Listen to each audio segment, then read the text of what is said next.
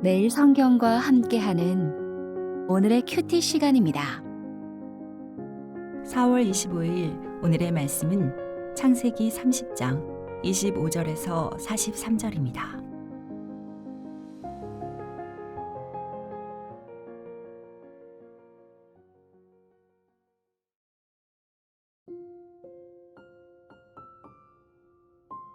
라헬이 요셉을 낳았을 때에 야곱이 라반에게 이르되 나를 보내어 내 고향 나의 땅으로 가게 하시되 내가 외삼촌에게서 일하고 얻은 처자를 내게 주시어 나로 가게 하소서.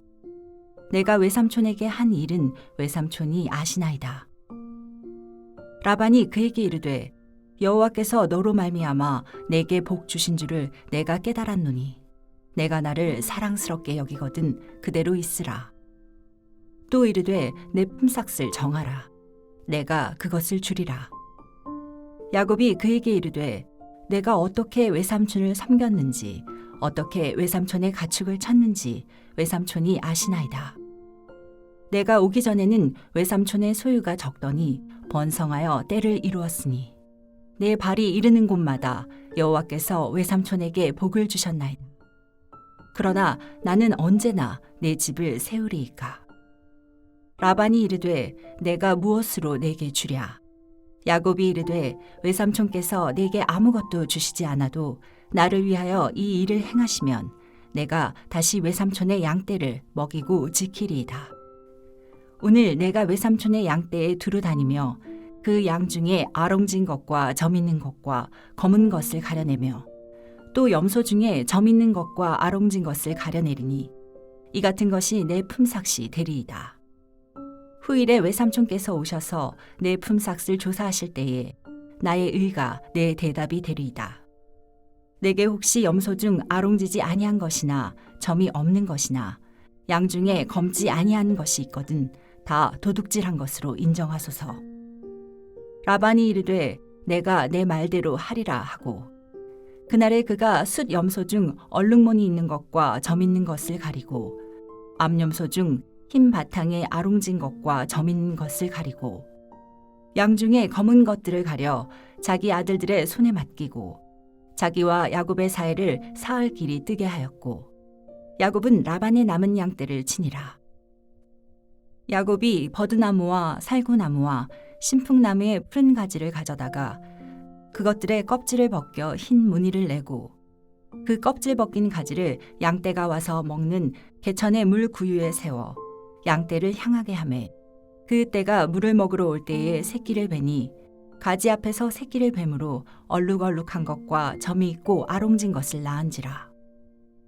야곱이 새끼 양을 구분하고 그 얼룩무늬와 검은빛 있는 것을 라반의 양과 서로 마주보게 하며 자기 양을 따로 두어 라반의 양과 섞이지 않게 하며 튼튼한 양이 새끼 뵐 때에는 야곱이 개천에다가 양떼의 눈앞에 그 가지를 두어 양이 그 가지 곁에서 새끼를 베게 하고 약한 양이면 그 가지를 두지 아니하니 그렇게 함으로 약한 것은 라반의 것이 되고 튼튼한 것은 야곱의 것이 된지라. 이에 그 사람이 매우 번창하여 양떼와 노비와 낙타와 나귀가 많았더라.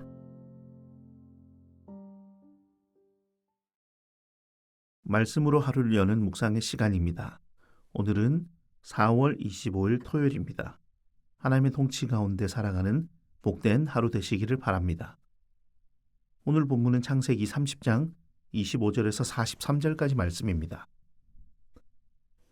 7년을 더 종노릇한 후 야곱은 떠나려 하지만 라반은 반대합니다. 그러한 조건에서도 하나님의 은혜로 번성합니다. 야곱이 라반과의 관계 속에서 번성해 가는 과정을 보여줍니다. 요셉이 태어난 후 야곱은 고향으로 돌아가기를 원하지만 라반은 그가 떠나지 않기를 바라며 품삯을 정하자고 제안합니다. 야곱은 점박이와 얼룩진 양과 염소를 자신의 몫으로 삼겠다 하여 겉보기에는 불리한 조건을 선택합니다. 그러나 그는 가축이 짝짓기 할 때 특정한 방법을 사용하여 자신에게 유리한 결과가 나오도록 합니다. 그 결과 점점 더 많은 가축이 야곱의 소유가 되고 그의 재산은 많이 증가합니다. 반대로 라반의 재산은 상대적으로 줄어들게 됩니다. 이 모든 과정에서 야곱의 번성은 단순한 기술이 아니라 하나님께서 함께 하신 결과로 이해됩니다. 하나님은 어떤 분이십니까? 하나님은 보이지 않게 형통하게 하시는 분입니다. 겉으로 보면 야곱의 방법으로 양과 염소를 구별하는 것처럼 보이지만 하나님은 개입하셔서 그 백성의 삶을, 야곱의 인생을 돌보십니다. 그러나 하나님은 드러나지 않아도 하나님의 방법으로 결과를 만드시는 분입니다. 하나님의 결과를 주관하심에 불의와 거짓이 아닌 형통과 하나님 방법으로 일하시는 은혜를 경험하는 하루 되길 바랍니다. 또한 하나님은 불의하지 않으신 분입니다. 라반의 불공정한 계약 변경에도 하나님은 불의하지 않으십니다. 야곱의 성실히 일함을, 야곱의 수고를 기억하시며 그 수고를 헛되게 하지 않으십니다. 29절에서 야곱의 성실함에 수고의 열매를 더해 주십니다. 하나님은 백성들의 성실함을 기억하시며 또 성실하신 하나님을 기억하는 백성들에게 수고의 열매를 더하시는 분입니다. 또한 하나님은 지혜의 결과를 함께 주시는 분입니다. 야곱은 라반의 품삯과 계약에서 전략적으로 행동합니다. 이 전략은 야곱의 개인 능력이라고 보기에는 한계가 있습니다. 이 일을 위한 지혜와 또 그 일의 결과를 하나님이 주신 것이라고 볼 수 있습니다. 하나님은 가만히 계시는 분이 아니라 그 백성의 삶을 돌보시며 뛰어난 지혜와 생각할 수 없는 은혜로 돌보시며 감싸시는 분입니다. 하나님의 지혜가 놀랍지 않으십니까? 이런 하나님이 저와 여러분의 하나님이십니다. 또한 하나님은 야곱과 한 약속을 신실하게 이루시는 분입니다. 28장에서 번성하게 하겠다는 약속을 하나님께서는 기억하고 이루어 주십니다. 베델에서 하나님의 약속을 받았지만 라반의 집에서 살아간 지난 14년이 넘는 시간은 그 약속을 잊을 만큼 힘든 시간이었습니다. 레아, 라헬과 결혼, 이어지는 출산 경쟁, 질투와 매일의 삶이 야곱의 인생에 하나님께 받은 약속을 기억할 여력도 없는 삶으로 만들어갔을지 모릅니다. 그러나 하나님은 그 약속을 기억하시고 끝까지 지키십니다. 인생의 한계에 하나님의 약속이 흐려지는 것 같이 느껴질 때가 있습니다. 그러나 하나님은 약속을 신실히 기억하시고 지키시는 분입니다. 그 하나님이 우리 하나님이셔서 오늘도 감사하는 하루 되시기를 바랍니다. 또한 이 본문이 우리에게 주는 기대가 무엇일지 살펴보겠습니다. 우리의 오늘이 라반의 집에 사는 그것 같을 때가 많습니다. 열심히 노력하지만 이미 기울어져 있어 한없이 불리한 상태라 여겨질 때도 있습니다. 많이 수고했지만 얻어진 것이 없고 불투명한 현실 앞에서 좌절하게 됩니다. 그래서 이내 분노하며 포기를 생각하게 될 수도 있습니다. 그럼에도 야곱은 불리한 조건과 상황을 받아들입니다. 점박이와 얼룩진 가축만을 선택합니다. 그리고 그 자리에서 맡은 역할에 최선을 다합니다.